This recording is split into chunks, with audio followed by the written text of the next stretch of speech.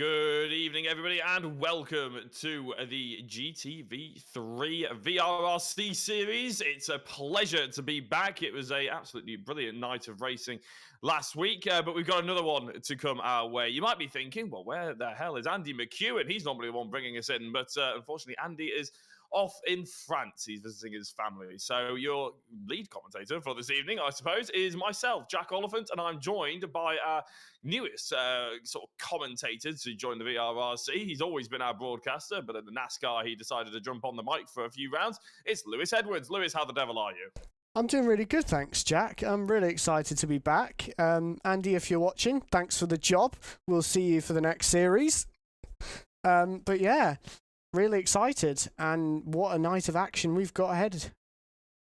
Indeed, yes, of course. If you're wondering where that action took place last week that I've just mentioned, it was, of course, the Istanbul Park. It was. This is our fourth round here at Kyalami of the GTV3 Championship. We're just about to hit halfway. As soon as we finish this evening, it will hit halfway, in fact, in the championship. But Elliot Dalton-Ayres turned out dominant. He ended up taking the most amount of points home, and therefore also potentially, hint, hint, lead of the championship as well. Dalton-Ayres absolutely flying in that Ford GT. Second was Oliver Gibson in the Smart 5 Porsche, taking advantage of a few of the Porsche drivers that weren't available for the evening, but equally driving extremely well himself. And in third was Josh Martin, who at the moment is cutting it a little bit fine to get back to race hit at Kyalami this evening. So we're hoping, Josh, if you're watching this potentially while you're trying to boot your PC up, get it booted up pretty quickly because we want you on the grid for Kyalami. He's been very, very consistent over the course of the last few weeks, and that is represented pretty strongly in the championship standings. I said, hint, hint, that Elliot Dalton-Ayres had been performing rather well, but he's on around 90 points. He's just 6 points ahead of Eric Axelson, who was nowhere to be seen last week, really. He was involved, but he just really didn't turn up to the event in terms of his usual pace and gusto. Joel Lask is in third place, just a couple of points behind Eric Axelson in the BMW M6. It's blanked out of my head, Lewis. Is it the M6 or the M8 that we got racing here? M8. It is the M8. I thought it was the GTE version, yeah. Josh Martin is in fourth place, ever the consistent driver. He's on tied points with Scott Bugner, who is teammates with Joel Lask. Oliver Gibson is in sixth place. Nicky Taylor is in seventh. Reese Bell in eighth. And ninth is Ethan Hill. 10th place is rounded out at the moment by Andy Carroll. So, Lewis, with all that said and done, Elliot Dalton-Ayres has really pushed on strong, hasn't he? Taking good momentum from 2 weeks ago and ramping it up last week at Istanbul. Yeah, he put in a really standout performance, which got him nearly maximum points and also driver of the round. He really got the Ford working nicely around Istanbul Park, kept out of trouble in the first race, and then picked up the pieces where other people had a bit of a off somewhere here or there in race 2, and then picked off the few drivers remaining ahead of him really cleanly and took home the win. And that has resulted in now a championship lead for him. It'll be really interesting to see whether he can carry that form over into Kyalami this evening.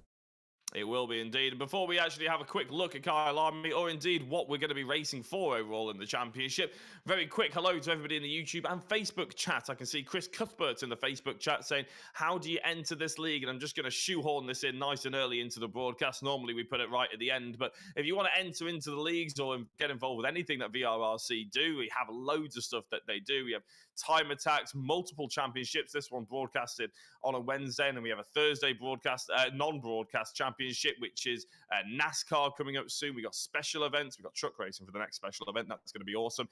Loads of other stuff that you can get involved in. If you want to get involved, then there's a link in the description of this broadcast. So wherever you're watching, you should be able to find the links down below in the description somewhere, and that'll take you to the VRRC website, which will then take you on to the VRRC Discord potentially, or indeed a contact page, which will allow you to get in touch with Rich Hayden, the head of VRRC, and then you'll join the Discord and someone will be around to help you get through the process and have a little bit of fun along the way, I'm sure. Right, on screen is the championship, but what is the championship for? What are the prizes that the drivers are trying to grab. It is the first place. We'll grab the Cammus direct drive wheelbase, and of course the wheel included as well, I believe. And that's a top tier prize. Really, it's fantastic.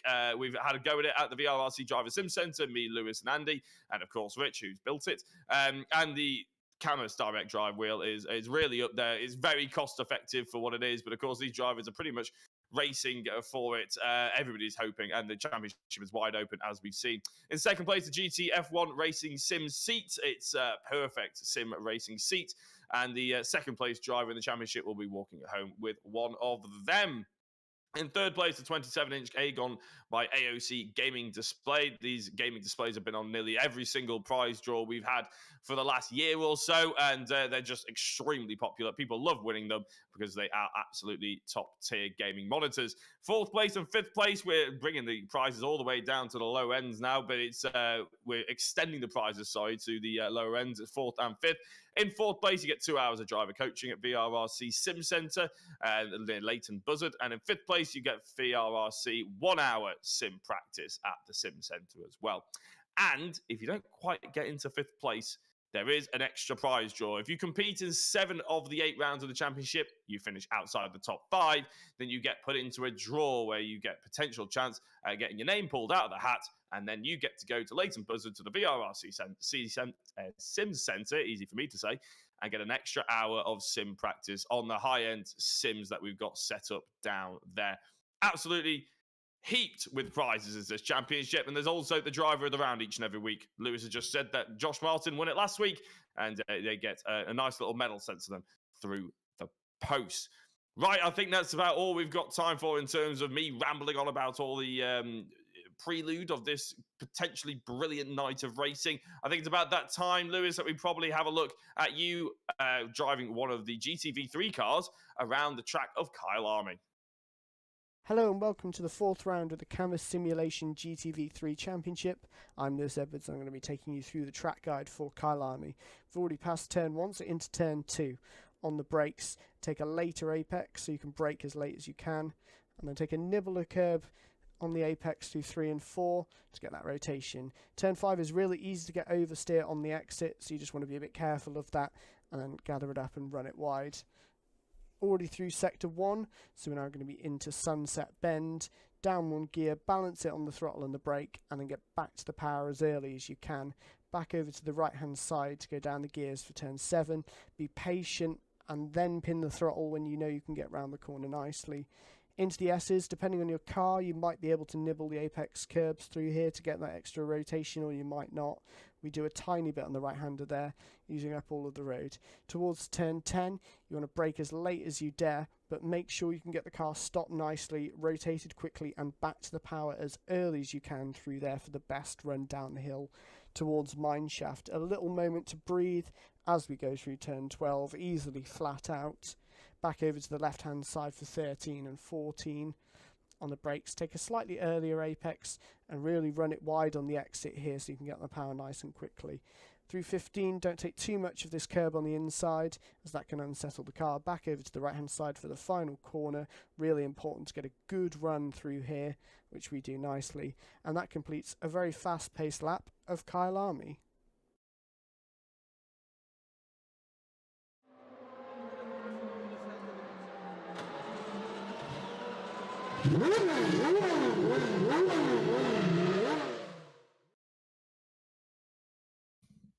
And we are back in the room, in the virtual commentary box, of course, and what we can say is that Joel Lask is flying at the moment. Lewis, isn't he? 1 minute 45.222 to his name, and we have done about 3.5 minutes of qualifying so far in the session. There's going to be plenty more times to be put on the board as the times start tumbling down now. We have really only seen an outlap, haven't we, from a few of these drivers at the moment. They're going to start churning it up for us. Yeah, absolutely. And as we were saying that, we saw about 4 or 5 people take it to the top. We've now got Eric Axelson at the top in a 37.7, which is a very competitive lap time straight out the box. From a quick look at kind of what was going on in the practice server before we went live, I'm predicting a 3-way fight between the 2 BMWs of Scott and Joel and Eric based on the lap times we were seeing in the practice server. It seems they've really turned the wick of their cars up for Kyalami, and they've really become at one with the track. And we're seeing a good lap here with Joel, and him and Scott have been pushing on many a practice lap in the server to get this BMW around the track quickly. I think Rich was telling us before that Joel has done over 200 practice laps, and this is not a short track. That is a very significant amount of practice that not just them, a lot of drivers have done to try and get accustomed to Kyalami, which may be a brand new track for all of them. Yeah, well, you can actually give us a little bit of insight into driving Kyalami, more insight than you just gave us on that hot lap, of course, in a little while. But for anybody out there who's wondering just how long it is, well, you can see it's about 1 minute 37 lap, which is a significant amount of time, considering these are very quick GTV3 cars. Probably about the same time as you're likely to see at Silverstone, which in itself is a extremely long track, really. It's 2.85 miles, the Grand Prix circuit, 4.5 kilometers for anybody out there who's on the European base, as the Porsche gets very loose on the exit there at the final corner. But you're right, if you're going to talk about practice laps, Joel Last, yes, he did put in plus 200. A few other drivers, Elliot Dalton-Ayres, put in also plus 200, whereas on the other end of the scale, Oliver Gibson, I believe, put in under 30 laps of practice. Eric Axelson was about the 80 mark. So there are drivers out there who haven't been able to commit as much time to it, and therefore maybe they're going to be hit with a little bit more surprises. The one driver I'm keen to look out on, he wasn't here last week, unfortunately. He was living it up in Dubai, apparently, enjoying the sun and the warm weather, I'm sure, was Kyle Felvis, although he was watching along with us.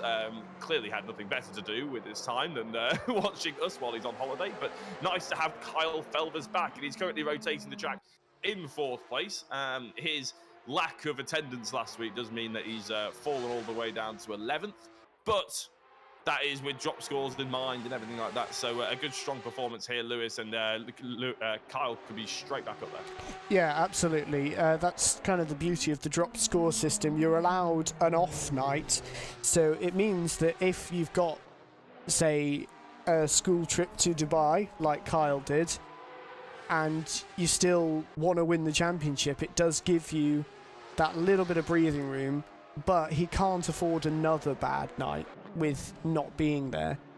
He has now got to keep all of his other scores for the rest of the season, so it'll be very difficult for him that will be a lot of pressure to work his way back up towards the prize end of the standings. Yeah, especially when you consider that actually, just having a look at his point breakdown, and Monza was an atrocity of an evening for him, wasn't it? He only got 6 points, which I think is potentially one of the lowest we've ever seen Kyle Felvis get on a legal evening, shall we say, one where he turns up and actually finishes the races. So, yeah, that's not going to be his fondest memory, but we do know how determined he is. He's a very adaptable young soul, is Kyle Felvis. And speaking of young souls, there's even more of them than I realised on this grid, because Oliver Gibson is apparently the reason why he hasn't put many lap times in is because he was revising for his GCSEs. Now, Lewis, I could have sworn that Oliver Gibson, whenever he comes in to have a chat with us, I could have sworn he's plus 20. They all speak, and this is a bit of a weird sort of tangent to go off here, but at VRRC we do spend a lot of time complimenting their driving, the driving standards, the pace that these guys are setting down as well, but the way they speak on camera as well, and when we bring them in for an interview, and I could have sworn Oliver Gibson was well over 20. Yeah, I can see where you're coming from in that regard. I've actually met Oliver at the Autosport show, so I know what he's like as more than just a name on the screen. I know him as kind of a bit more as Oliver Gibson, the human being. But yeah, don't humanise these drivers, Lewis. It only ends in bad things. But yeah, they all tend to be very good on camera for people with probably not a lot of experience doing interviews. But with the way we run things, it gives them the opportunity to have their little moment on camera, to say what they want to say and give shout-outs to people in the chat, explain things they did throughout the race, things they're happy with. It gives them that opportunity to absolutely anybody that has earned it with good racing. So I think it's really good that the system we have, where we get that interaction with people. Yeah, I think you're absolutely right, and as I said, everybody at home as well enjoys the fact that they can have a break from me and Andy prattling on all night as well. They can hear some other voice, which is always quite pleasant. Right, Eric Axelsson is on pole position for the time being, of 1 minute 37.4. I'm going to keep saying 37, aren't I? However, Joel Lask is out there. He's rotating the circuit. He's in second place. He just put in a green sector 1. Now, it was purple sector 1 until his teammate. Wow, that was a big slide by Eric Axelsson. He won't catch that. This won't be an extension of his pole position time, will it? But Scott Bugner did then just one-up his teammate Joel Lask and put in the purple sector 1. Joel sector 2 not quite as quick, so there's an opportunity here for Scott Bugner to jump from 3rd up to 1st. Those BMWs looking really rather rapid this evening. Yeah, absolutely. Scott, I've noticed, has been particularly good in that first sector, so it's not very surprising to see him really putting in a solid time there. He's a good 2/10 up on any other car through that first sector alone, which is really impressive given how close the grid is. Joel's just proving how close it is by improving to only 4 milliseconds away from Eric, and Scott's had a good middle sector by the looks of it, so we'll see what time he comes across the line with, and it's going to be provisional pole by 2/10 to Eric and Joel now. So that was a really good lap from Scott. It was indeed, wasn't it? Purple sector 1, green sector 2 and 3. Eric Axelsson is in the pits as well with 4.5 minutes to go. Maybe sticking on a new set of tyres. Now, this is what I wanted to talk about when I was asking you earlier on, Lewis, about bringing us a bit more up to date with driving this track. Now, I don't know if you said it during the hot lap, because I can't hear the hot lap when it's going on in the background. But you mentioned before the broadcast, the curbs are extremely difficult here, and it's a very long circuit, aren't they? Is that going to be a test on the tyres? Everybody's out there on softs, but do you reckon that's a race tyre, or do you reckon that's just a qualifying tyre? I think it would be a very big risk to take the softs for the race. They do seem to be a bit of a qualifying tyre. The issue is mainly blistering the tyres by overheating them at the moment. From when I did the practice laps for that track guide. And there tends to be a lot of sliding going on as well. It seems like lots of people... What car did you do the practice lap in, Lewis? I did... The lap you saw was in the BMW, but I've also done laps in all of the cars, and they were all within 1/10 of a second. Yeah. So proving the balance of performance is really strong around here. But they're all... For cars that achieve the same lap time, they all drive very differently to each other, and you have to set them up in different ways to achieve that lap time, and part of that will affect how you approach the driving for it, and that may also influence how much you overheat the tyres and how much you wear the tyres. So we always look to Eric as being somebody who's very kind on his tyres and doesn't overheat them and doesn't over scrub the tyres a lot, but still keeps the pace out of it. So that may be another thing to look for, as the BMW is quite heavy, whereas the Corvette is a bit lighter, so that may help Eric in terms of his speed towards the end of the race, where maybe Scott might get up the road at the start. Eric may have then the opportunity to catch back up, or Scott could save his tyres. We don't know. We'll get to find out in not too long. So there's only 2 minutes left of the qualifying session, so it's going to be last laps for most people soon. Yeah, Elliot Dalton has just put his best lap of the session in, a 38.0, a 1 minute 38.0. Again, I'm going to keep making that mistake, aren't I? He's managed to get himself up into 5th position. Carl Felvis is holding on to that 4th for dear life at the moment. He's, well, I say that actually, he's a good 2/10 of a second. My screen is a little bit pixelated, and I thought they were on equal 6/10 of a second away from Scott Bugner. But Kyle has got a little bit of time to play with. He's probably hoping that he can drop at least 2 more tenths of a second, though, and get a little bit closer to Joel Lask.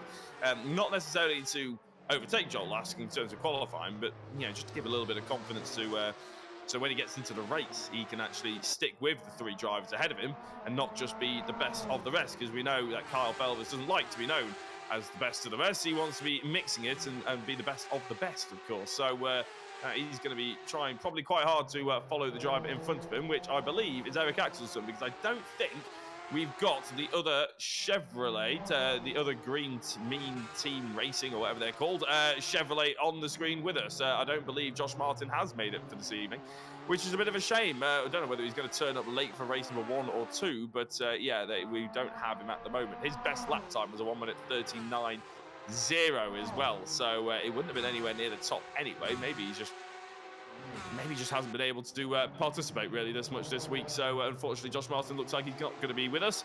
Wonder if Dave is in the YouTube chat. Maybe you can enlighten us as Carl Felvers gets a little bit closer to Joel Lask on that previous lap. They will be on their final lap of qualifying, and the state of track does get a little bit grippier and quicker, doesn't it, Lewis?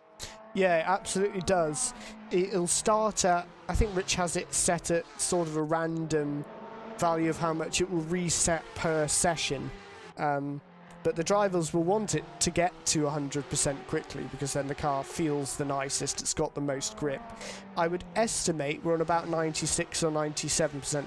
I've just heard from Rich, 99% tyre grip at the moment, so the track is very rubbered in from everybody doing all those practice laps. So we're already quite close to a perfect track state. So we might not see as much improvement in lap times throughout the races. I think it's going to stay pretty consistent from there.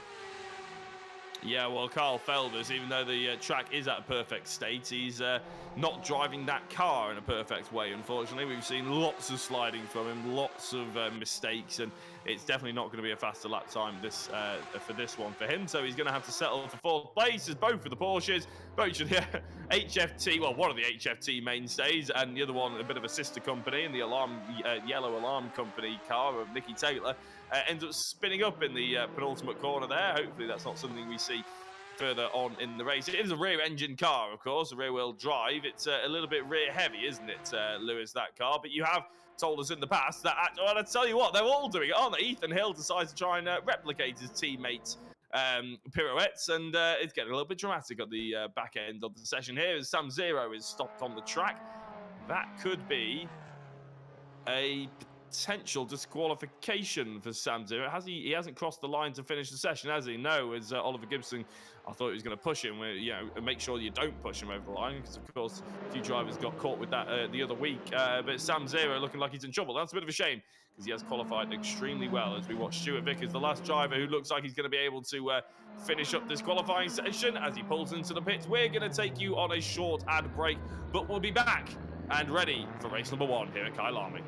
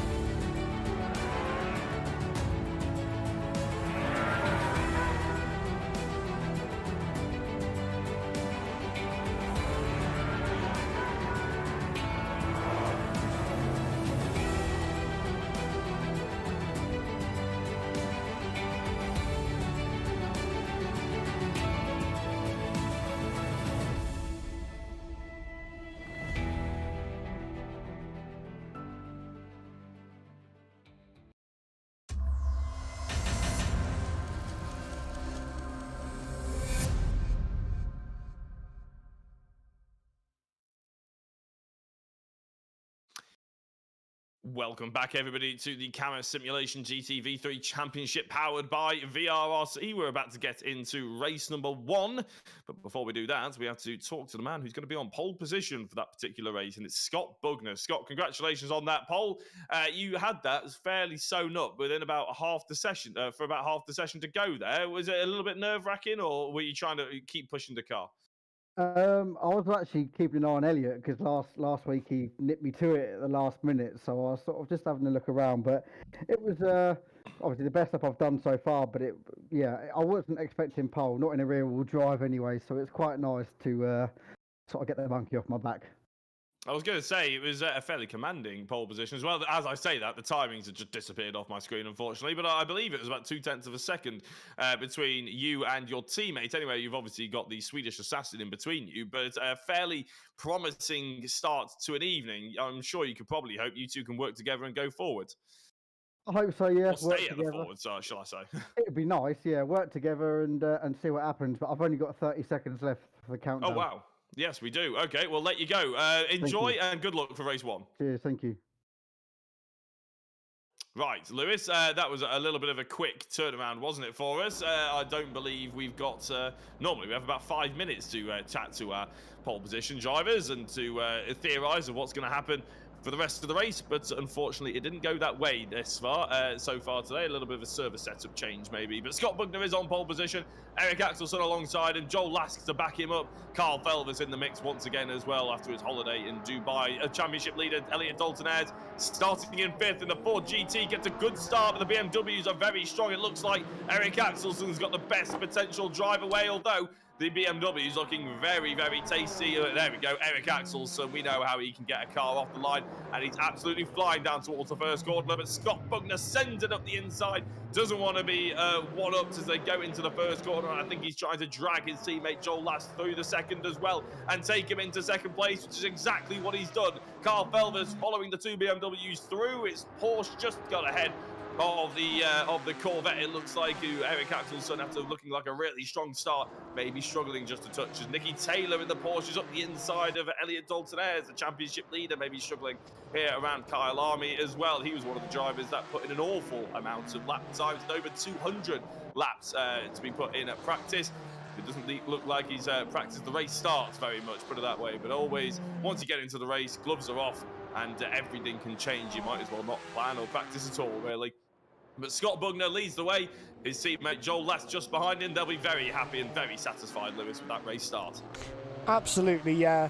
I think the things Scott and Joel wanted in their wildest dreams would be a 1-2 right now, and they've absolutely got it.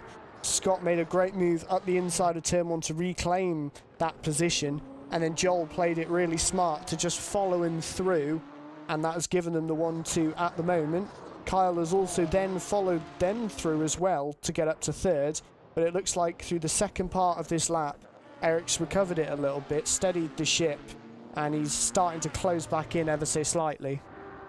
Yeah, I think the Joel Lask would have been hoping and praying that Carl Felvis could follow him through, really, because that's the driver he'll want to have in between himself and Eric Axelson, given that Kyle's practice and qualifying times weren't quite up to scratch of the top 3, which obviously included Eric Axelson. So if Joel can have that Porsche just holding up the Eric Axelson just that touch, maybe even only for a lap or two, and he has every opportunity at pulling away and obviously creating a 1-2 for LB Motorsport.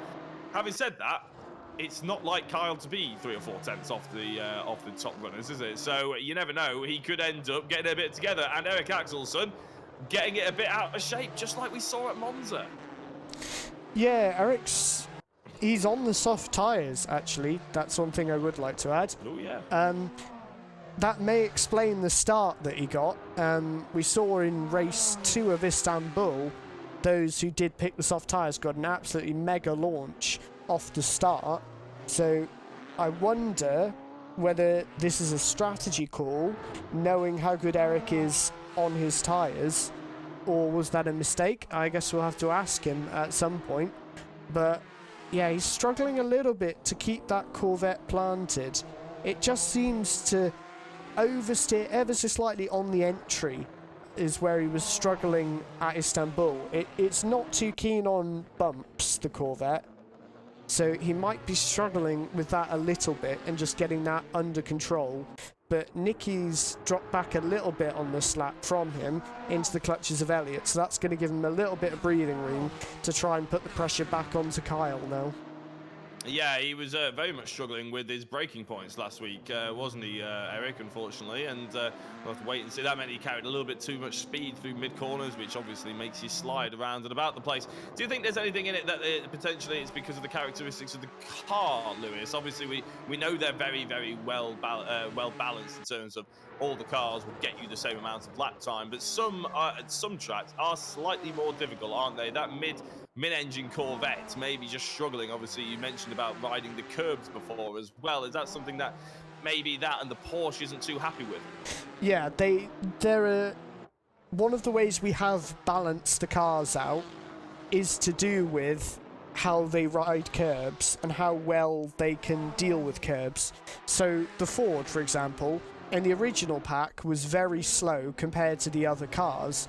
So we tried to just put a nice setup on it, and that made a good difference, but it struggled quite a lot through the corners because it was quite heavy and it just felt a bit oversteery everywhere in a bit of an uncontrollable way. So we lightened the Ford to make it that bit better through the corners, but we also gave it a fixed setup on the suspension that was really good over curbs. So instead of trying to give it a big boost in performance through the corners, which by reducing the weight would then help it down the straights and potentially make it a bit too overpowered, we made it so it could ride curbs really nicely so that they could decrease the radius of the corners so that it would be easier for it to get around corners quickly.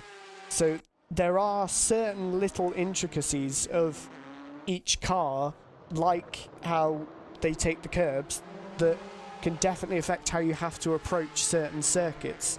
So if you watch Scott and Joel through the chicane, the fast-paced chicane we're coming up to in a little bit, they will be able to use the apex curbs, but maybe in the Corvette and the Porsche, where it doesn't like to ride these curbs as well as the BMWs through here, which we'll see now, yeah, that they're all over them, but Kyle and Eric have to miss those curbs, because if they do, the dampers on the suspension will hit the bump stops and then that'll spin them round. So that is something they are going to have to deal with, and it does require a lot more precision with those kind of cars, so it means mistakes are a little bit easier to make. Yeah, and but obviously the Porsche and the Corvette are stronger in other areas, aren't they? And especially that places their advantage on other tracks. And to be fair, I think we've done a good job with the balance of power. I mean, obviously there's two BMWs right in the front, but equally there's a BMW in 7th and all the way in 10th, as well as Porsches that are litter through the grid. And in fact, after qualifying, it was pretty much BMW, Corvette, BMW, Porsche, BMW, Porsche, BMW, Ford, BMW, Porsche. It's one of those where there is loads of manufacturers all getting mixed up.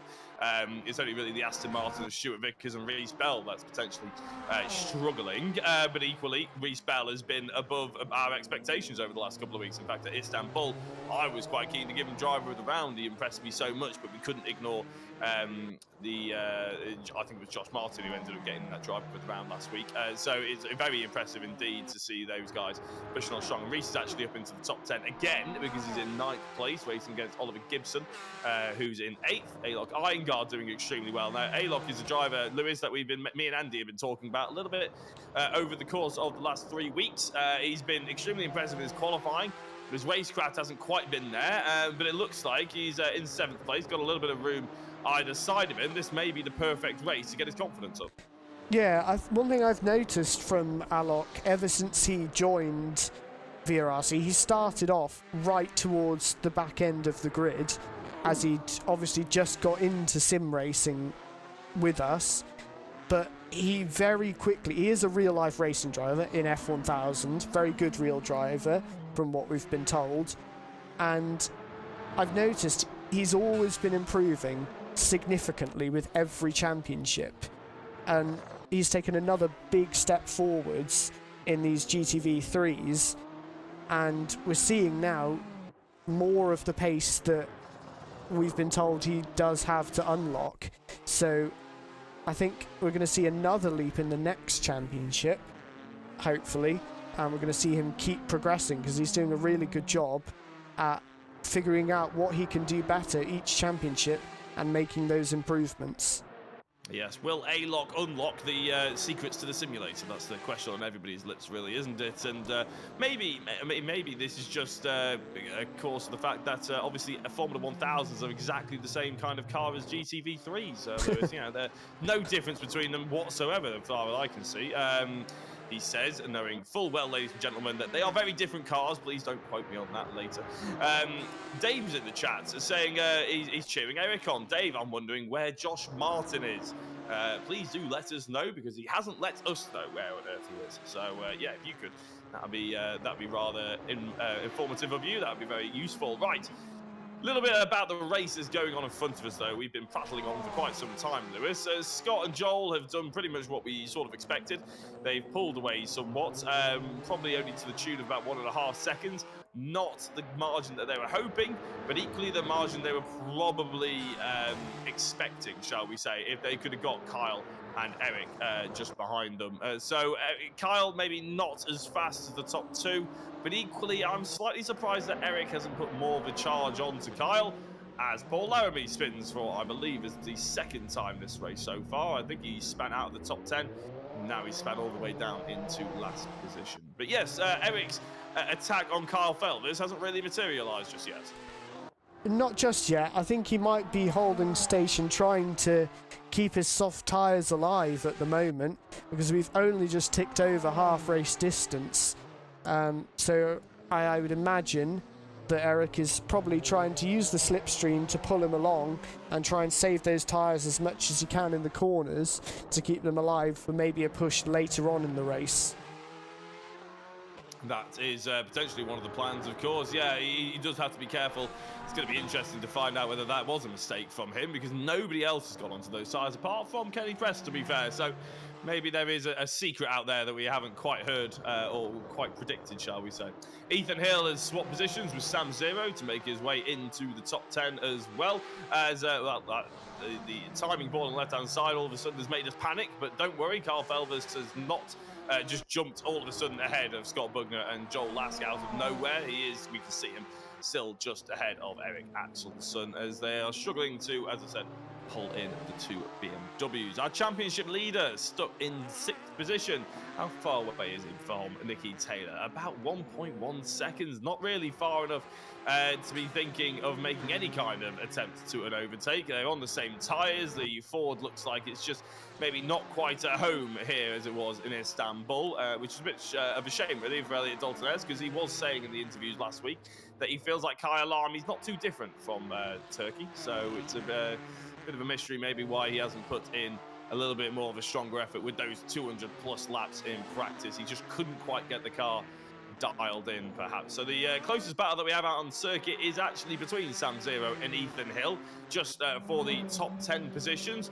We will have a quick glance at them. There we go, as obviously we're keeping an eye on the gap between Eric Axelson and Kyle Felvers, two drivers that we know are really keen on trying to race each other nice and close, but have plenty of respect for each other at the same time. Ethan Hill, we saw him having a little spin earlier in the session, didn't we? Well, actually at the end of qualifying, shall we say, along with the other two HFT boys. Oh, very late on the brakes there. Sam Zero missing his apex, unfortunately.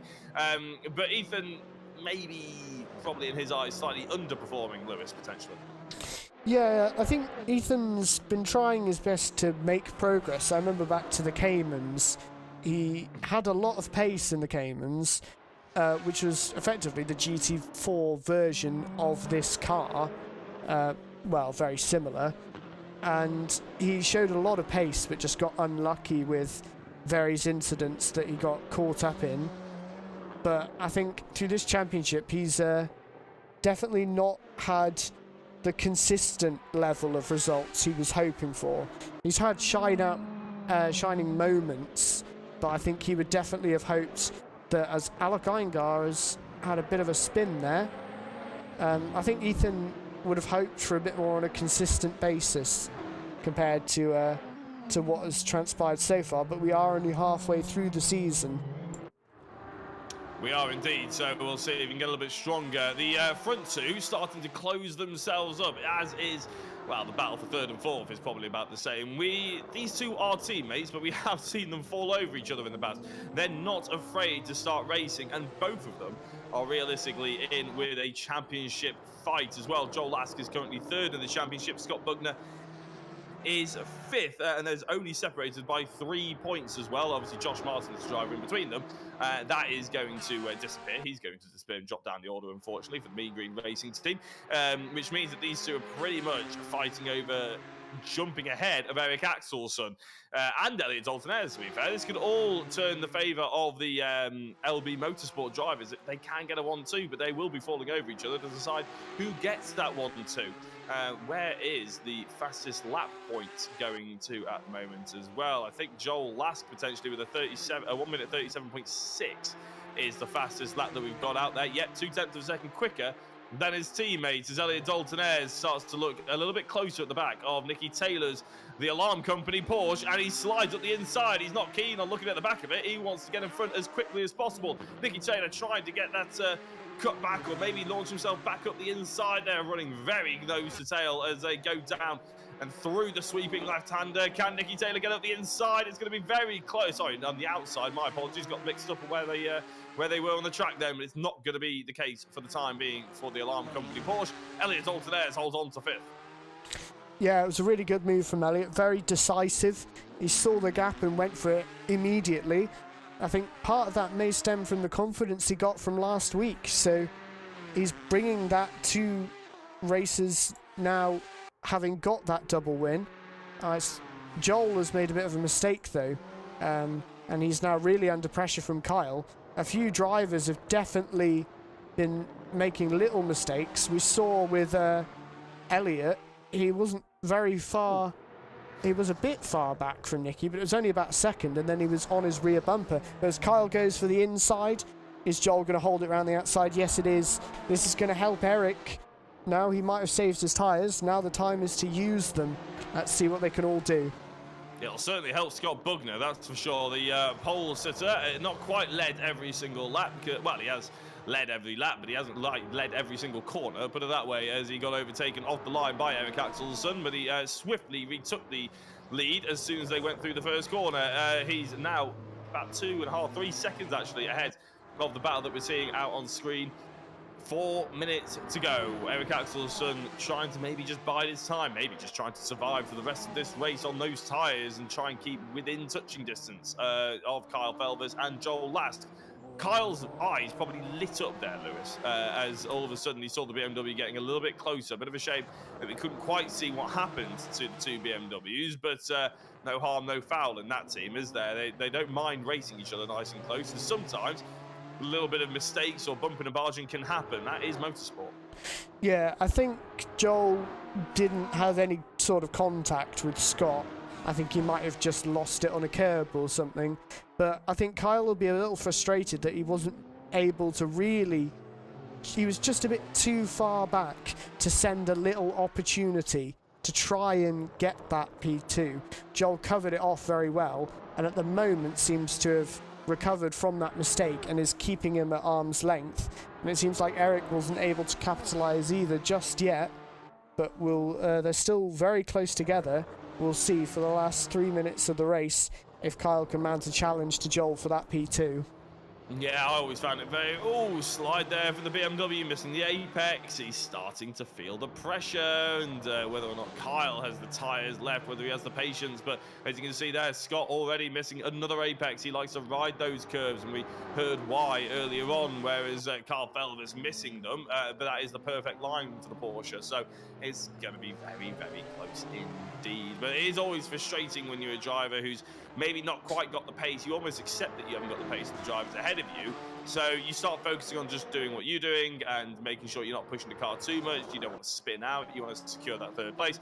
All of a sudden second place makes a little bit of a mistake. You think, oh, if I just pushed for the last 3 or 4 laps, I could have been there to have a little bit of a go, and it's all in hindsight, as most things are in life. But Kyle now not messing around, not leaving anything on the table for the last 2 minutes. That means we'll have this lap plus 1 more for Scott Bugner to complete before we end up this race and obviously go into that full reverse grid, the second race of the evening. Hopefully, Lewis, this track is wide enough and nice enough that everybody can get through that race to start unscathed.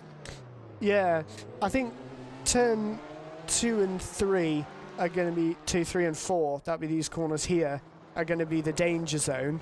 I think getting it stopped for turn 2, because they count the tiny little kink on the straight as turn 1. Getting it stopped for turn 2 is going to be fairly tricky in a big pack. So I think it's going to be interesting to see how they resolve themselves for what is really a single file set of corners. It's really difficult to go cleanly side by side through the little chicane after turn 2. So I hope they all keep it clean. I'm sure they'll do their utmost too. But we've got 2 more laps. Kyle goes a little bit wide there. That's going to give Joel a little bit more breathing room. And I wonder if that's just going to invite Eric. Nicky's had a bit of a spin there and has dropped a place to Oliver Gibson. But it looks like he's got a big enough advantage to Reese Bell, who is under attack from Alok Iyengar. Looks like Alok is on the recovery after his little incident. But another good race from Reese of just staying out of trouble. Oh, that's a bit wide though from Alok. Yeah, Alok almost flying into the side of Reese Bell there, and was about to write a hefty check for some damage, but luckily managed to get away with it, and Ethan Hill wasn't quite close enough to try and take any advantage of that either. So with that little battle probably coming to, I'm going to guess, a little bit of a close, the focus probably goes back to the top 3. Carl Felvis just about hanging on to the back as Scott Bugner goes purple sector 1 last lap and green sector 2. I think he's got an opportunity to try and go over that fastest lap, but actually his sector 3 is really quite poor, so he's actually 4/10 of a second down from Joel Lask's fastest lap. So although the track may be coming to him, maybe the tyres have started to drop away, and maybe that's why Eric Axelsson isn't really ever going to be close enough to try and take advantage of any kind of mistake that the 2 ahead of him to create for themselves. Carl Felvis, we're sort of half expecting him, Lewis, here to launch one at the inside. His car behaviour is he's been very, very aggressive, shall we say, over the last 3 or 4 laps as he's caught up to the back of the BMW. Joel Lask with a lot of understeer through a lot of the corners, maybe starting to drive in his rear view mirrors, maybe trying to push the car a little bit harder than it would like to do, but he seems to have got it all composed for the time being. We're coming up to the final couple of corners. What can Carl Felvis do? I'm surprised we haven't seen him flash the lights at Joel Lask, actually, to be honest, as Scott Bugner rounds out one of the, I think, 4th to final corner. Hard on the braking zones. That's one of the final overtaking opportunities that Carl Felvis is going to enjoy. Josh Scott Bugner rides the curves through the penultimate. That's where we saw the 2 HFT drivers spin before. He rounds out the final corner, nice and patient on the throttle because he doesn't need to spin it. And he takes home a victory here for LB Motorsport in the first race at Kyalami, as Joel Lask makes it a 1-2 to stay just ahead of the Porsche of Kyle Felvis, as Eric Axelsson holds on to those soft tyres, rather amazingly, to be honest, and gets 4th position under his belt. Championship leader Elliot Dalton-Ayres rounds out the top 5, and Oliver Gibson in 6th. Nicky Taylor comes across the line in 7th place. Reese Bell brings that Aston Martin across into 8th with Ethan Hill, and Alok Iyengar falling victim to Ethan Hill by the looks of it in that final half of a lap. He just rounds out the top 10. Sam Zero, then we're expecting John Jones, Andy Cowell, Kenny Press, Paul Laramie, and Stuart Vickers in the top 16. Right, we are going to be able to have a quick chat to all top 3 of our drivers, the 2 LB Motorsports and, of course, HFT driver Kyle Felvis. Maybe we'll find out how his holiday went as well, just after this short break.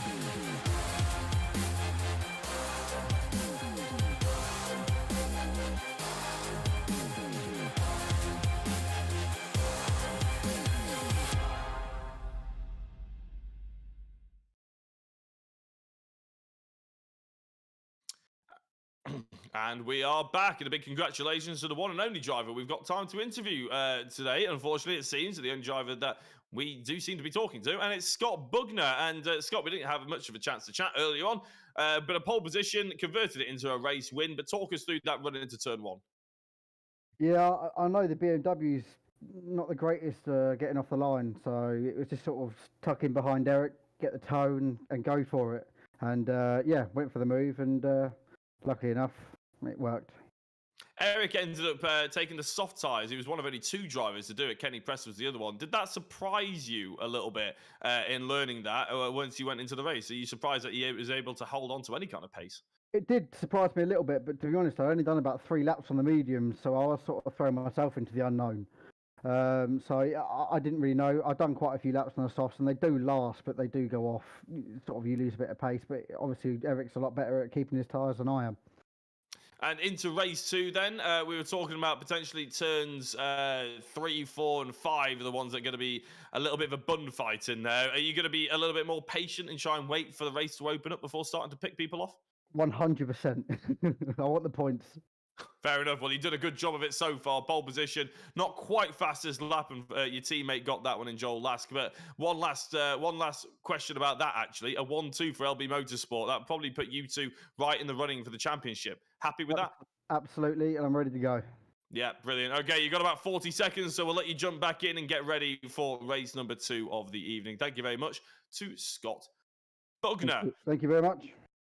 Right then, a determined LB Motorsport driver, 2 of them starting right at the back of the grid, of course, but that means that Stuart Vickers and Paul Laramie make up your front 2 rows. Stuart Vickers in the Aston Martin on the right-hand side of your screen as the lights go on, the engine notes are rising here, and Kyalami for the 2nd time at the Cammus Simulation GTV3 Championship. We are racing. It looked a little bit of a melee in the middle of that park, and a few drivers, I think, were struggling to get away off the line, but Stuart Vickers has done exactly what he needed to do, and that is get into the race lead by probably quite some margin, as well as they hit the brakes going down into turn 1. Andy Carroll is up the inside of Ethan Hill, who I'm sure will be hoping to do a little bit better in this race. He gets forced out wide by Andy Carroll, though nothing wrong with that, to be fair. Good racing, I'd say, by Andy Carroll. Elliot Dalton is already up into 5th place. That's very impressive, considering he probably started about 10th as the HFT Motorsport driver of Ethan Hill. Gets a little bit loose with that Porsche and the rear end coming out of the corner, and then we're out of the melee zone, as I like to call it. I'm not entirely sure. We do have a safety car, actually, and it's for Alok Iyengar, and Reese Bell fell off the circuit, I believe, and Kenny Press as well. So we are in the virtual safety car. Lewis, time to take just a very short breath, I suppose. Yeah, well, I'm ecstatic because I did 3 liveries for this championship, and the 3 of them are 1, 2, 3 at the moment. I'm super happy that Paul, Andy and Ethan are top 3 at the moment, so I'm really good to see them up there. Really good to see Paul really finding his pace in these GTV3s. We saw a bit more pace from him on NASCAR when we did the special event there, but he's definitely found some more pace and carried that over into this championship, which is really great to see. Andy Carroll put in some very good laps in the practice server as well, so I think he's going to be really pleased to be up there. Ethan's on for potentially another really strong race 2 result, so that's going to be good for him. But interestingly, Kyle is up to 4th already.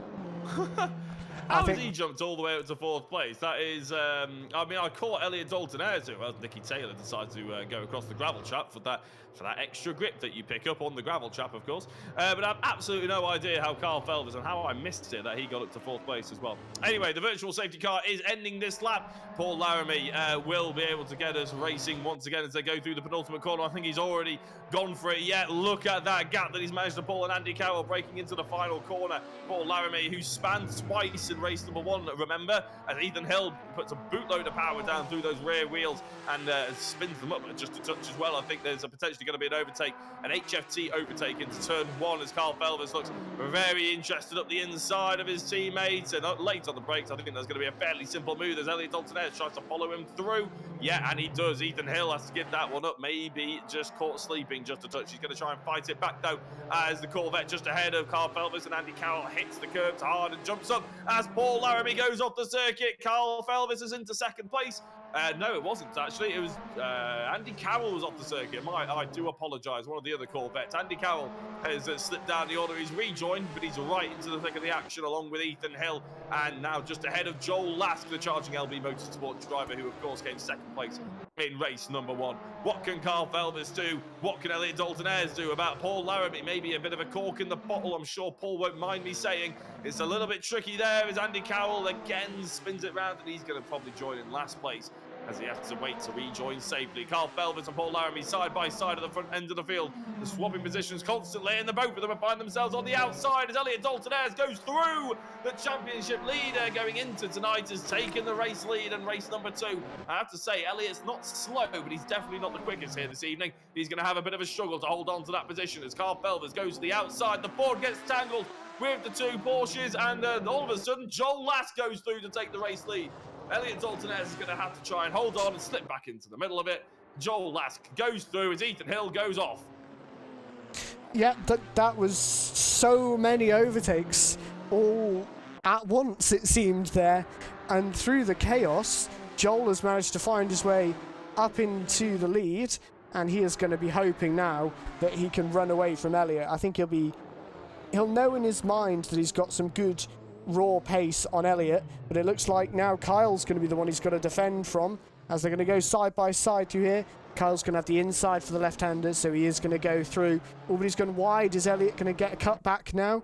As all this fighting is music to Joel's ears, because he's going to be given a bit of an advantage now to try and create a gap and run away with it. But it looks like Kyle's cleared him. Good driving, I'd say, by Carl Felvis, though, to really jump on the fact that Elliot Dalton-Ayres went wide there. It was a little bit of a gap opened up, and he just managed to slide his way through. And yes, he went a little bit wide on the next corner, but he managed to collect it, and it was a good overtake into second position. But it is going to be a big ask now. We saw in race 1 that Carl Felvis couldn't make the move on Joel Lask, but he's going to have to do it this time for a race lead. Stuart Vickers and John Jones decide to essentially come together and then end up driving into each other yet again on their recovery. Unfortunately, those 2 drivers maybe making a bit of a hash of it at the rear end of the field, but we focus a little bit further forward.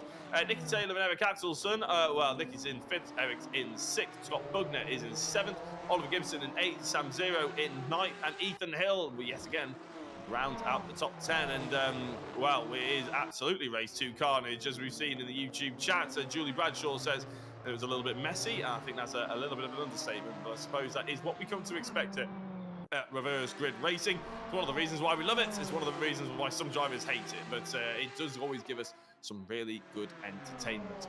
Joel Lask has pulled out a 6/10 of a second gap. He's not messing about at all. He's got a purple sector 1 under his belt, and I believe the fastest lap of the race as well, so it's going to be very difficult to catch him as long as he doesn't spin it on his own, which is exactly what happened in race 1 apparently. Nicky Taylor clambering all over the curves as Eric Axels. Oh, Ethan Hill's in a wall and facing the incorrect direction, as is Kenny Press, although he's managed to get himself facing the right way. That's a bit of a strange place to go off, to be honest, on the outside of the final corner. Paul Laramie, Scott Bugner going pretty much side by side, just behind. No, I think, yeah, it is Paul Laramie actually on the inside. Scott Bugner trying to do the hard graft and go around the outside. Laramie really doesn't need to move if he doesn't want to, but he's not a back marker in this race, is he, Lewis? And he's making them do all the hard work. Who's that got off there? It's Paul Laramie. That was Paul. Yeah, it was all going so well until you said that, and then he just hit a bit too much of the curb, as we've been saying, and unfortunately that just put him offline. And then he did very well to avoid. But it looks like the gap for the lead has come right down there. Yes, Joel's had a bit of a mare through the middle sector somewhere. Yeah, and actually Carl Felvis has gone purple, sector 1. As Joel Lask was a little bit off it in sector 1 as well. They both went green in sector 2. So all of a sudden Kyle maybe having a little bit more composure with the pressure than Joel Lask. Of course, like we always say, ladies and gentlemen, it is much easier to chase than be chased, or be caught, shall we say. Nicky Taylor, again, going a little bit offline in the rear end of the field. He's in 4th place at the moment. Doesn't really have any sort of idea on how he's going to get 3rd just yet. You never know. If these 2 start fighting, they can fall over each other and come into the grips of them. Oh, as Eric Axelsson goes up the inside, outbrakes himself, and a really nice bit of traction there by the Porsche means that he's able to just get Eric Axelsson back one more time. Oh, there's Scott Bugner going for a gap that was never there. That's very unlike Scott Bugner, and that is massive for the championship for himself and Eric Axelsson, who had a bit of a mare last time out at Turkey, and that won't help it one bit. He'll be very disappointed, as I'm sure will Scott Bugner. And that one might be for the steward. We'll focus on it a little bit later, Lewis, because here comes a charging Kyle Felvis. He's right up the gearbox of Joel Lask, isn't he? We couldn't make a move. Sorry, we didn't see him make a move in race 1. Is there going to be a move for race 2? This is, of course, probably for the race lead. He's going to be a little bit more desperate than he was to try and take second place away. He wants those points. Yeah, absolutely. But as battle resumed from race 1, but it seems like Joel is strong in all of the wrong places for Kyle. He seems to be very strong down the straight, so he's obviously trimmed the aero off the BMW. So any advantage that Kyle gets on the brakes, he can't make up the difference because Joel is already a little bit too far down the road on the straights.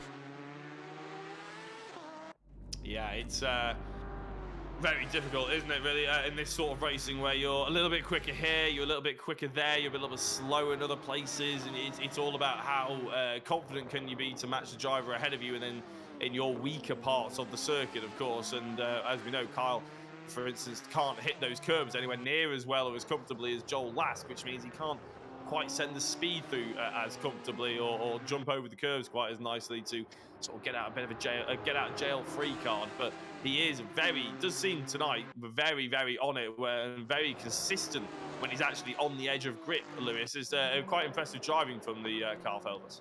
Yeah, absolutely. It's a completely different Kyle Felvis to the one we've seen in the practice server, who was making all the mistakes and didn't seem to have any of the raw pace. And now we're actually in the server, it's other drivers making the mistakes. He's got them out of his system and has found a bit of pace with it and is now piling the pressure on.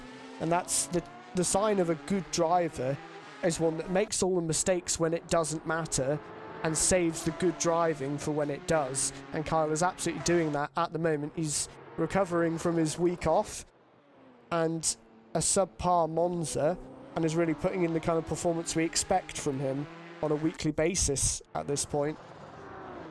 Yeah, I think that was my mistake actually as a driver. I always used to have a perfect practice and then make the mistakes in the race, and I should have been doing it the other way round. That's where I missed a trick. Scott Bugner has gone purple sector 1 and 2, by the way. He's all the way down in 8th place, which won't be helping him whatsoever in terms of the points. But with the fastest lap, he could gain some back on his teammates and, of course, the other drivers around him. Elliot Daltonez, he's doing well after what was a fairly quiet race 1, Lewis, wasn't it, for him? He finished in 5th place. Not the end of the world. Not really the sort of star-studded performance that we saw at Turkey. But in 3rd place here tonight, he's, again, picking up some really solid points, isn't he? He won't be overly disappointed as Scott Bugner sets the fastest lap of the race by about 0.4 of a second. Yeah, I think Elliot will be pretty happy on a weekday where he knows his car he hasn't got it working as well as he would have wanted. It's kind of a damage limitation race for him, and he did the best he could in race 1, stayed out of trouble, and then in race 2 has picked up the pieces of everybody else's carnage really well, and at the moment looks on course to take a P3, which would be a solid haul of points for him, which will do his championship challenge a good bit of good. Yeah, it'll do the world of good, won't it, really? He'll be very happy with it. Joel Lask is starting to respond to his teammates' fastest lap attempts by putting in a purple sector 2 and a green sector 1. But Scott has just gone purple in sector 1 again. So it's a very much cat and mouse situation for those two, as it looks like Joel Lask is starting to get to grips with that BMW. I wonder if it's a bit of a mentality thing, Lewis, when it comes to, we were speaking about Kyle Felvis getting it together in the race. Obviously, it's a little bit easier when you get into it, the adrenaline's going, you start to focus on the driver ahead of you rather than actually how to drive the car and maybe overthinking it. Eric Axelsson has retired, by the way. He's just jumped into the YouTube chat with Kenny Press as well and Ethan Hill, unfortunately. Both of those drivers not making it through the rest of the race. I believe Reece Bell is also in the pit. So 4 drivers, unfortunately, DNFing. But do you think it's just, yeah, as I was saying, back to Carl Pelvis, it's when you jump in the car, the adrenaline starts going, you just sort of start gripping it and ripping it, basically. You sort of, you drive more aggressively, you drive sort of focusing on catching the driver ahead rather than, okay, I need to be an inch of a mile an hour quicker here, or I need to be an inch closer to the curb there, X, Y, Z. You're overthinking it after 200 laps. Yeah, I think the whole adrenaline and race pressure affects drivers very differently. Some enjoy being in that environment and racing against people, and I think Kyle's probably gone into this couple of races thinking, I haven't really got a great car, I'm not comfortable with it, I'm just gonna do my best and see what I can pull out of it, and that's calmed the nerves. He's, you know, not tensing up to drive it.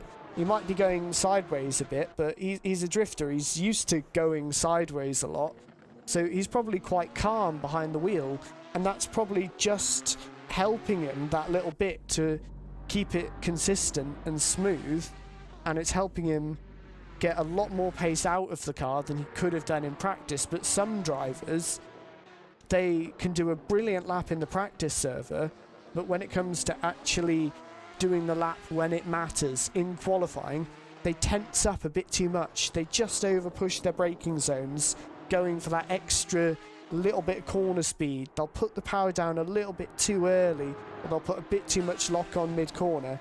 Ever so slight little mistakes that then add up over a lap or over a race, and that's what separates the good drivers from the great drivers, is the drivers who can just at the flick of a switch just calm any nerves they might be having and just deliver in the way that they know that they can. And it seems Kyle is usually very good at just flicking the switch and dragging the most potential out of the car that he can when it matters. Yeah, I think what you were saying about drivers who are good in practice and maybe not so hot in the race, I think another driver that we don't really talk about actually having improved so much, but is Eric Axelson, who obviously isn't in this race, unfortunately, but he was always flying in practice when he joined the servers and joined us at VRRC, and he was sort of equaling the likes of Jordan Brennan and people like that, or maybe a couple of tenths off. But he was very quick. He sort of jumped himself straight into the top 5 against some very, very quick drivers indeed. But in the race, just wasn't keen to get his elbows out. He drove very much as if it was a 24-hour race rather than a 20-minute sort of all-out bash, shall we say. And we were sort of always saying that he's a little bit too nice. And I think there is something to be said for when you join a new server, you join a load of new people, you want to be respectful and you want to be able to, you know, show your face again, basically. You don't want to turn up and take everybody out. But I think that is one thing that I have to say I've been very impressed with Eric Axelson, to the point where you almost forget he even was like that, is the fact that now his racecraft his aggression is sort of right on that sweet spot, I think. And he's able to put in the practice times, he's able to put in the qualifying times, because we know, I think he's been the driver with the most amount of qualifying pole position times over the past 5 seasons or so. But now in the race as well, we've seen him go wheel to wheel with really feisty drivers like Nicky Taylor and Carl Felvis and Elliot Dalton-Ayres and others that have been through the championship and come out on top. And you know, when he first joined, that wouldn't have been the case. So yeah, another driver who's really improved, but in maybe another sense of the word. It's always interesting to sort of keep tabs on those drivers and see how they get better and better. Nicky Taylor has got Elliot Dalton-Ayres is somewhat in his sights, 0.6 of a second behind the third place driver. It's about the same gap that we see between Kyle Felvis and Joel Latter, to be honest, who Joel did start to put in a couple of really quick times. Paul Laramie and Scott Bugner just switched positions, I believe. Scott is in 7th place, still holds that fastest lap of the race, by about 0.2 of a second ahead of Joel Lask, who both drivers have been improving over the past 3 or 4 laps to try and get that final point that's going to be available to them. For Joel Lask, it'll be the perfect race. Of course, for Scott Bugner, it'd be somewhat of a rescued point and maybe damage limitation for him. He was hoping to be really pushing on strong in the championship, but this is going to be a little bit of a thorn in the side at the moment. But obviously, there's plenty of championship left to go. This is only about to finish off halfway through the season. We're off to Watkins Glen next week, a very different circuit to what we've got here at Kyalami and what we had at Istanbul. Watkins Glen, balls are a bit closer. It just seems to be, there's probably a little elevation change, is probably a little bit more extreme rather than what we've got here at Kyalami, which is probably about equal, but not as extreme, I would say, in how it works. So it's going to be interesting, Watkins Glen, to see which cars are actually able to ride the curbs better. Because I don't think, Lewis, I don't know about you, but I don't think curb riding is really a big issue at Watkins Glen. They're all pretty massive, from my memory anyway, on iRacing. You don't really want to be hitting any of them. Yeah, it's either completely insignificant or stay away at all costs when it comes to curbs at Watkins Glen. A lot of the ones like the chicane are pretty much completely flat. So you could, even in the Porsche, you can be all the way over the curbs, no problem, on the ones you would want to take. So I think that is going to be something to look out for. But I think cars with better straight line speed balance will go quite well at Watkins Glen.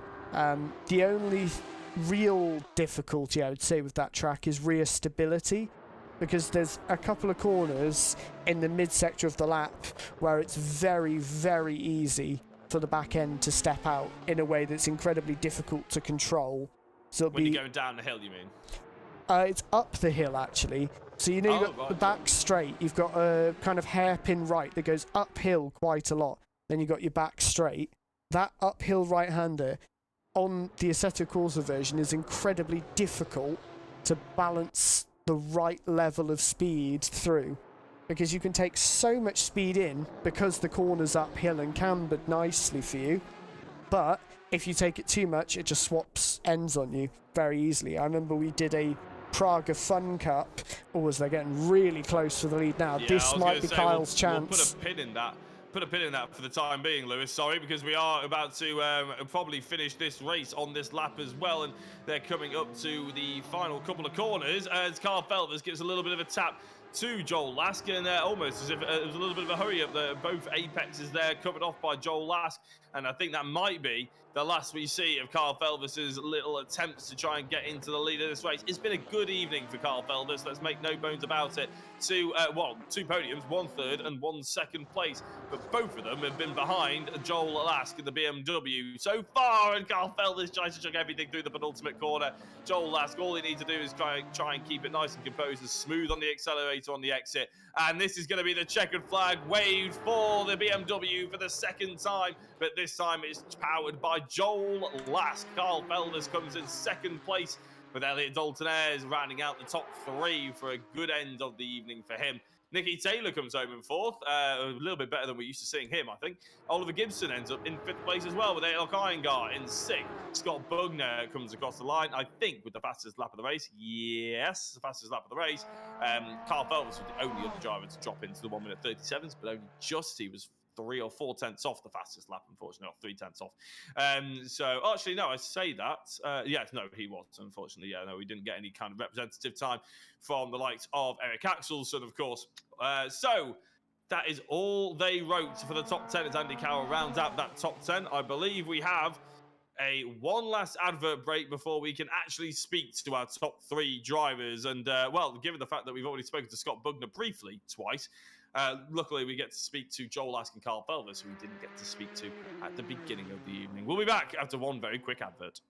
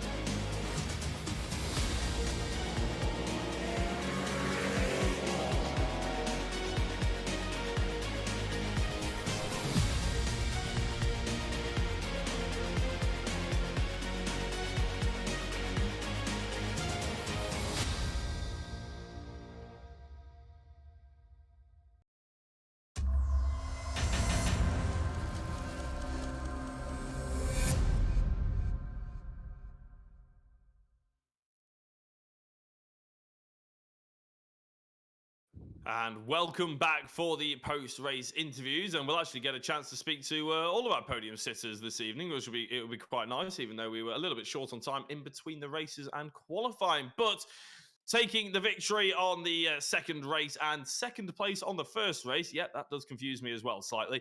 It was, of course, Joel Lask. Joel, big congratulations on that victory there. You must have felt like it was a bit of a redemption arc after race number one. You made a small mistake, didn't you, trying to chase down your teammate, but you got that victory in the end. Yeah, I wasn't going for the overtake on him on race one. We were just going to follow along together, and I don't know what it was. I just braked at the same point as always, and it decided not to stop as well as I thought it would. So yeah, that was a bit of a tough one. But second race was good. It was tough. I couldn't shake that Porsche, to be honest. I was going to say, you were saying just before we went live, the Porsche was a bit difficult for you, wasn't it? A bit of a thorn in the side, shall we say. Maybe Kyle didn't have the ultimate pace, but he was keeping you honest throughout. Yeah, I think the tyres were right up until the end, and then obviously that Porsche through the corners were just all over me. But down the straights, I knew that I could pull away a little bit. But that thing stopped on a sixpence, and that made it a bit tough for me because I had to really just watch my lines. And then right at the end, it got a little bit hairy. So yeah, it was a little bit all over the place, to be honest.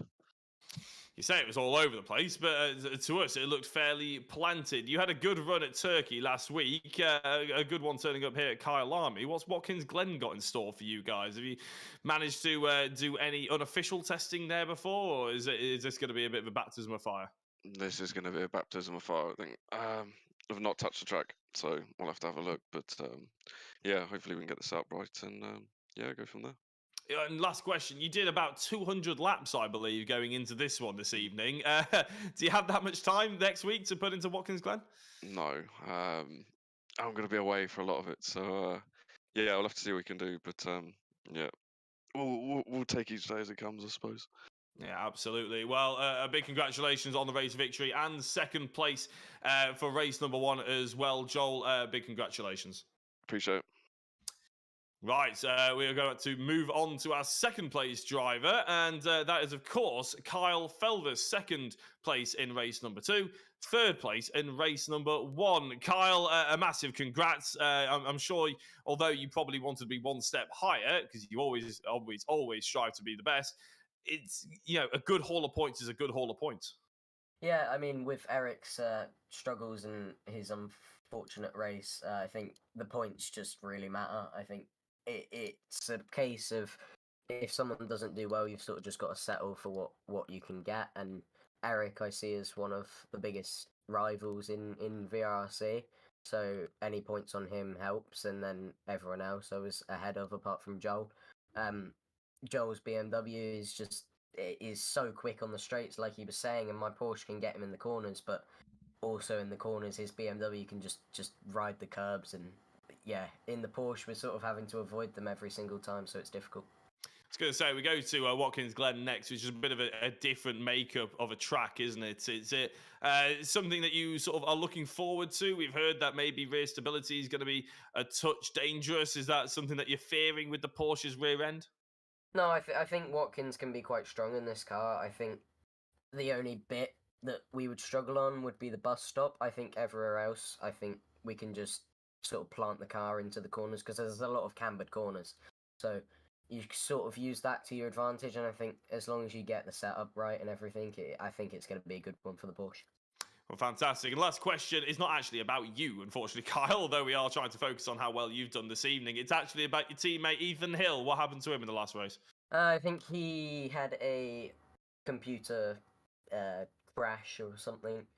His whole computer just shut down, so nothing he could do, just unfortunate for him. And I think at the start he had a couple of incidents, but yeah, apart from that, he couldn't do much. Technical incident number 432 for Ethan Hill, unfortunately, sees him out the race. But massive congratulations to you, Kyle, for 2 podiums, and we voted you the driver of the round as well. You were very, very, very close with Joel Lask, but Joel's one mistake in race one meant that we think that you just about pipped it. So congratulations on the driver of the round. Thank you, Jack. Awesome. And last but not least, it was our championship leader going into this evening, Elliot Dalton-Ayres, who ended up in third place after a bit of an innocuous first race. Elliot, third in race 2, must be fairly happy with it. Yeah, it definitely helps me with points in the championship. I've just looked and I'm now behind Joel, but that's also kind of good because it drops ballast. I mean, with this car and this track, the car just really didn't want to get out of the corners because of the weight. But I guess there's a positive to everything. So a little bit less ballast next week, and hopefully get some more podiums.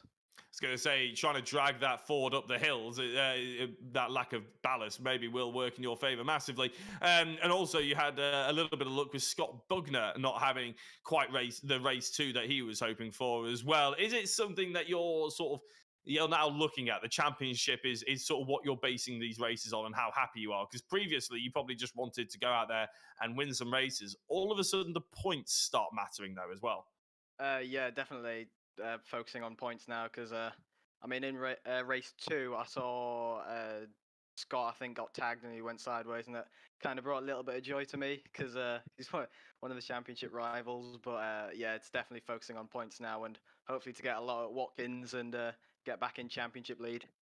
I was going to say you're in a good position, but we won't spoil it for the viewers about exactly how close you are. You've already said that you're behind Joel, but it's not quite as straightforward as a big runaway for Joel, I can tell you that. But congratulations, Elliot, on the podium, and we'll speak to you next week.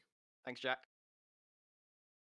Right, Lewis, I think it's about that time that we do bring up the championship, actually, as we've already been chatting about it quite a lot. Those 3 podium sitters, always nice to have a chat to them.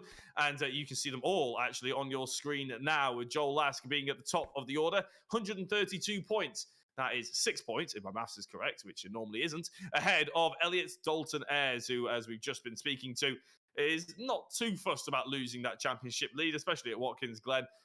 He's hoping to retake it as we cross over the halfway stage. Apologies about that from me. Scott Bugner probably would be in second place if it wasn't for the fact that he had that entanglement with Eric Axelson going through race number 2. Again, probably one for the stewards, in my opinion. Josh Martin is in 4th still, which is fairly impressive, considering he didn't turn up this evening. That'll be his drop round. He did message us that he wasn't involved this evening. We just missed it, unfortunately. In 5th place, Eric Axelson.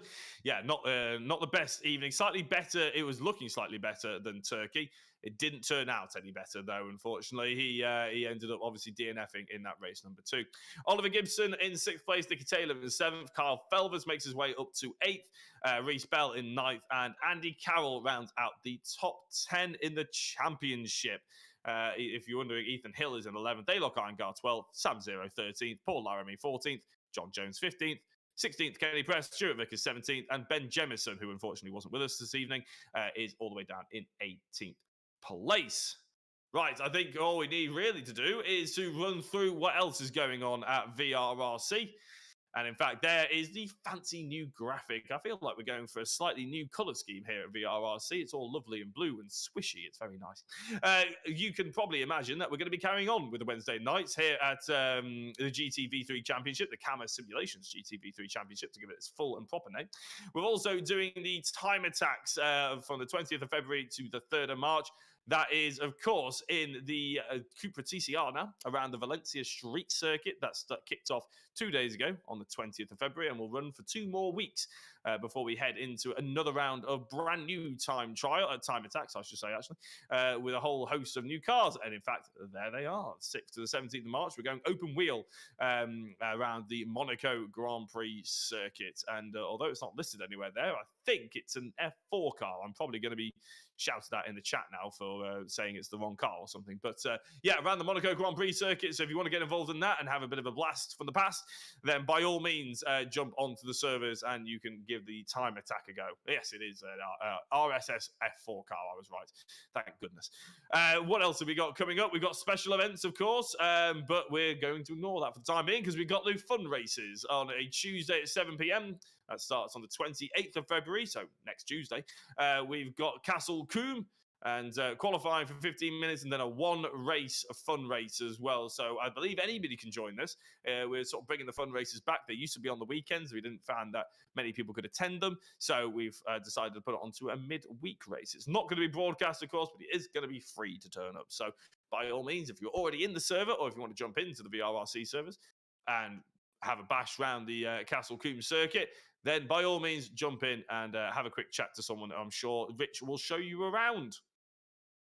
Next up, and not quite finally, I don't believe, it is the truck racing special events that's going to be hosted at Donington Park, Thruxton and Brands Hatch. We've been telling you about the truck racing for quite some time, but now we can actually give you the calendar. The 29th of March, Donington Park, my favourite circuit in the world. 5th of April will be around Thruxton, which is just going to be carnage around. Well, it's going to be great fun, let's face it, in a truck. You're going to be properly on the edge throughout it. And then at Brands Hatch, which is always carnage in pretty much any car going through Paddock Hill Bend, but through a truck.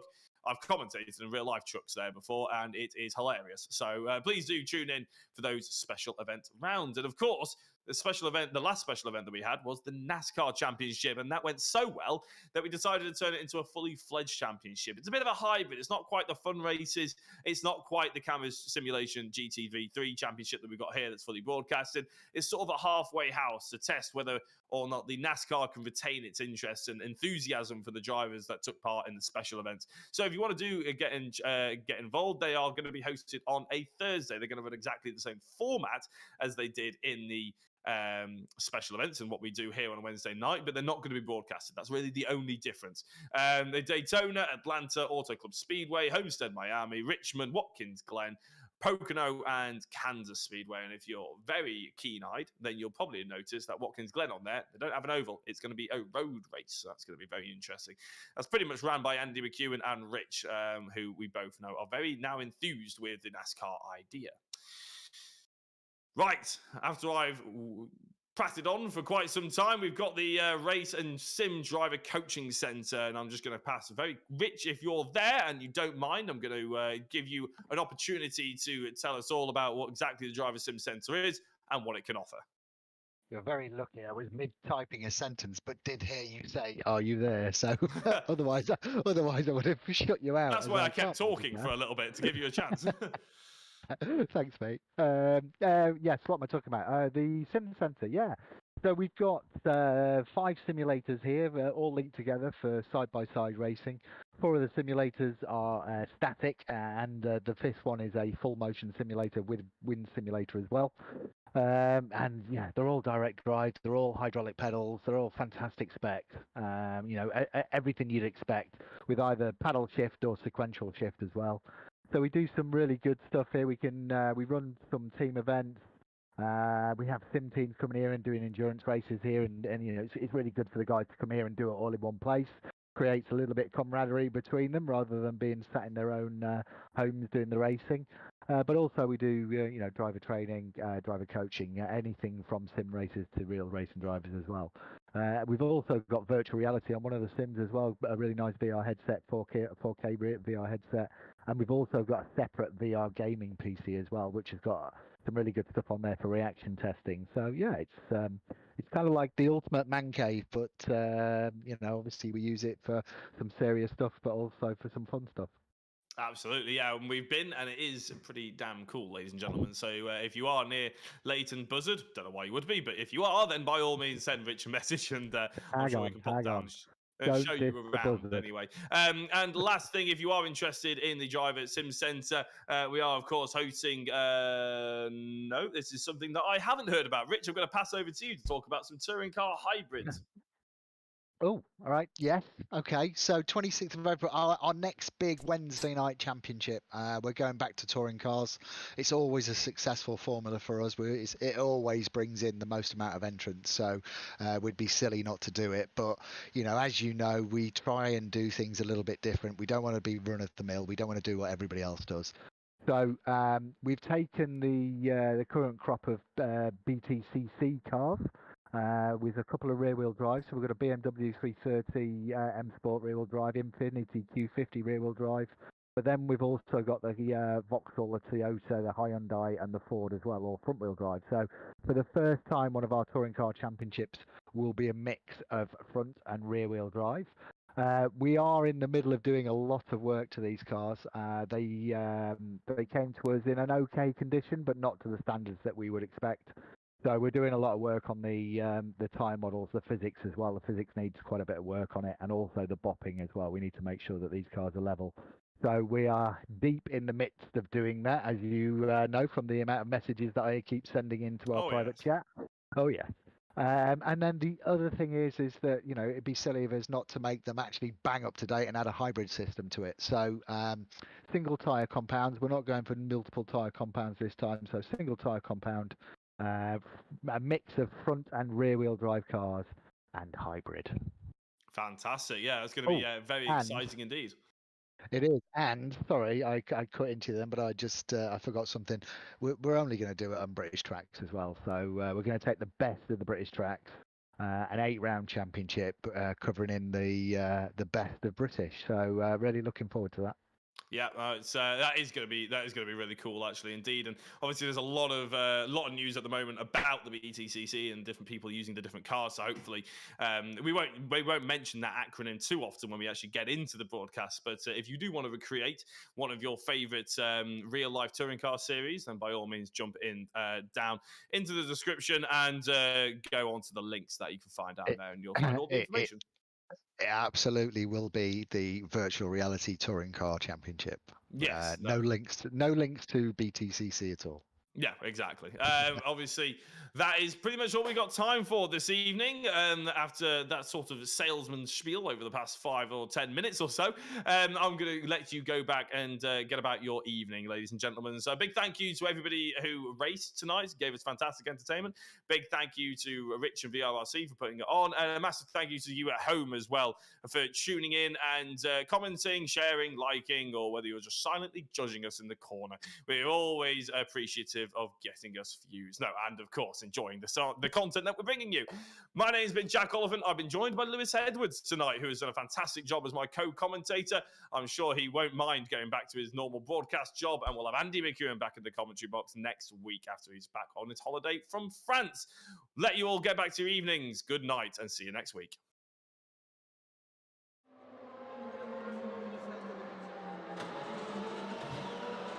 Woo!